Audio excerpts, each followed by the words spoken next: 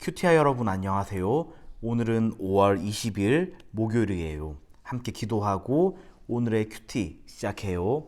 하나님 아버지, 오늘 아버지의 말씀 앞에 서게 하시니 감사합니다. 이 말씀을 읽고 묵상할 때 하나님을 사랑하듯이 이웃을 사랑하는 사랑 가득한 저희 큐티아의 공동체 되도록 인도해 주세요. 예수님 이름으로 기도합니다. 아멘. 오늘 큐티의 제목은 하나님과 이웃을 사랑해요예요. 함께 읽을 말씀은 예레미야 7장 2절과 6절이에요. 이 말씀을 우리를 대표하여 엄요셉 친구가 읽어 드릴게요.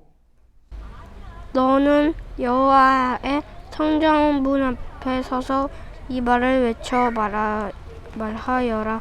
유다 나라의 모든 백성아, 여호와의 말씀을 들어라. 여호와 경배하고 이 문으로 들어가는 사람들아, 다 이 말씀을 들어라. 나그네와 고아와 과부를 억누르지 마라. 이곳에서 죄 없는 사람을 죽이지 마라.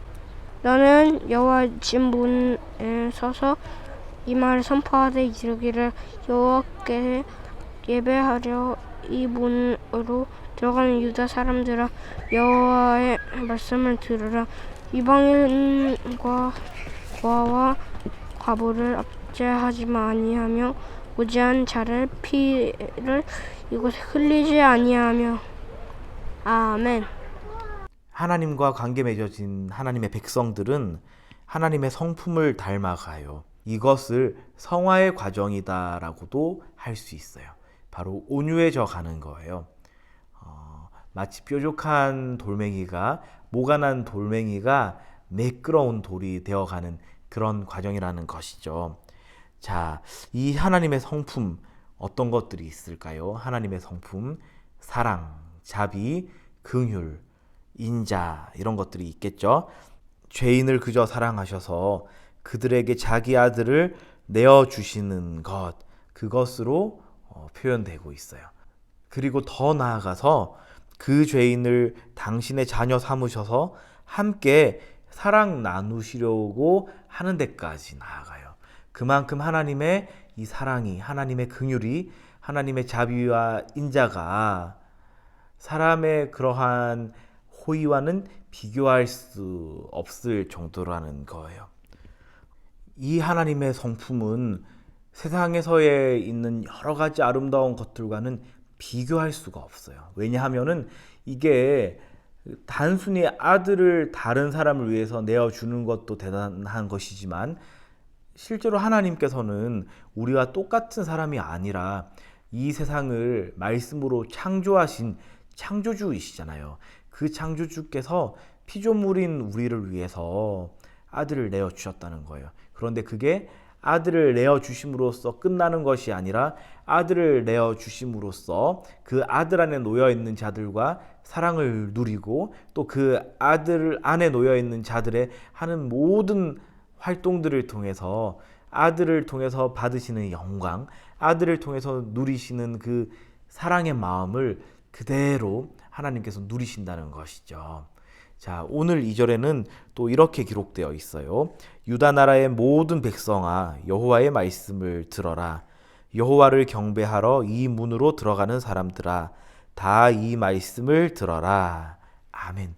여기서 여호와를 경배하러 이 문으로 들어가는 사람들은 어떤 사람들일까요? 네, 여호와를 예배하러 가는 사람들이에요. 바로 예배자들이죠. 따라서 하나님을 예배하는 자가 가져야 할 마음도 바로 사랑이에요, 사랑. 이것을 오늘 본문에서는 6절에서 또 이렇게 표현하고 있어요. 나그네와 고아와 과부를 억누르지 마라. 이러한 사람들은 연약해서 도움이 필요한 사람들이죠. 나그네, 정처 없이 여기저기 다니는 나그네, 또 고아, 부모님이 없이 자라가는 아이들, 과부는 남편이 없는 그 아내. 이 당시 농경 사회 때 남편 없이 혼자 살아가는 것이 얼마나 험난했겠어요. 그리고 당시 사회 분위기나 문화, 관습이 얼마나 이렇게 남편 없이 살아가는 사람들이 숨을 제대로 편안하게 쉬지도 못하게 할 만했겠어요. 그러한 모습이 오늘날 우리나라에도 아직은 존재하는 또 그런 모습을 우리는 TV를 통해서 뉴스를 통해서 보고 있죠. 이렇게 연약해서 도움이 필요한 이웃을 하나님께서는 예배하러 가는 자들아, 이 예배하러 가기 위해서 이 문으로 들어가는 사람들아, 잘 행해라 라고 하시는 거예요.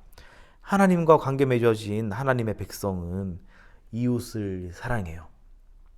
그리고 이웃을 사랑해야 해요. 자신을 긍휼히 여긴 하나님의 사랑을 경험했기에 그 사랑으로 인한 생명력이 그 사람의 삶 속에서 역사하는 거예요. 그 생명력이. 그래서 하나님의 사랑을 많이 듬뿍듬뿍 경험한 사람은 자기 자신도 아주 소중하게 여기고 사랑하고 또 자기 자신만이 아니라 그 탁월한 사랑을 나와 함께 어울리는 이웃에게, 지체들에게도 아낌없이 나눈다는 거예요.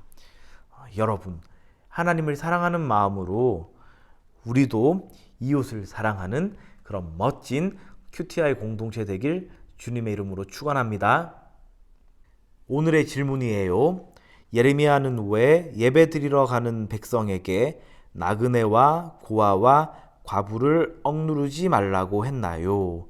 이 질문의 답은 참된 예배는 하나님과 이웃을 사랑하는 모습으로 이어져야 하기 때문이에요가 되겠죠. 다섯 손가락 묵상이에요. 다섯 손가락으로 하나님의 말씀을 짚어가며 오늘 묵상한 내용 정리해 볼게요. 자, 먼저 엄지손가락. 이 본문에서 하나님은 누구신가요? 저는 이 본문에서 우리가 하나님을 사랑하는 만큼 우리가 이웃을 사랑하길 원하시는 분이에요를 묵상했어요. 자, 둘째, 이 본문이 나에게 지적하는 죄는 무엇인가요? 저는 하나님을 예배하는 것으로 하나님께서 기뻐하시는 일을 다 했다고 생각했던 적이 있는데 그것 아니구나 하는 것을 오늘 이 본문을 통해서 나에게 지적하는 죄로 묵상했어요. 자, 세 번째, 자, 중지 손가락. 이 본문이 나에게 주는 교훈은 무엇인가요? 저는 하나님 사랑과 이웃 사랑은 선순환 관계다 하는 것을 묵상해 봤어요. 하나님을 사랑하는 사람은 이웃을 사랑하고 이웃을 사랑하는 사람은 하나님을 사랑하는 것이 별개의 활동이 아니라 별개의 이 모습이 아니라 함께 어우러져 있는 서로 연결되어 있는 모습이라는 것을 배워봤어요. 자, 네 번째, 이 본문이 나에게 주는 위로는 무엇인가요? 저는 이웃을 사랑하도록 나에게 아낌없는 사랑을 하나님께서 아들을 통해 베푸신 사실을 오늘의 위로로 삼아봤어요. 마지막 적용은 여러분이 이 말씀을 묵상하면서 나름대로 한 그 다짐과 결단, 그것을 다시 한번 곰곰이 떠올려 보면 좋겠어요. 함께 기도합시다. 하나님 아버지, 오늘 이 말씀처럼 하나님을 사랑할 때에 더욱더 이웃을 사랑하게 하시고 이웃을 사랑하며 나에게 베푸신 그 하나님을 발견하기에 하나님을 더욱 사랑하는 그런 멋있는 삶의 고백과 활동이 있는 저희 모두 되도록 인도해 주세요. 예수님 이름으로 기도합니다. 아멘.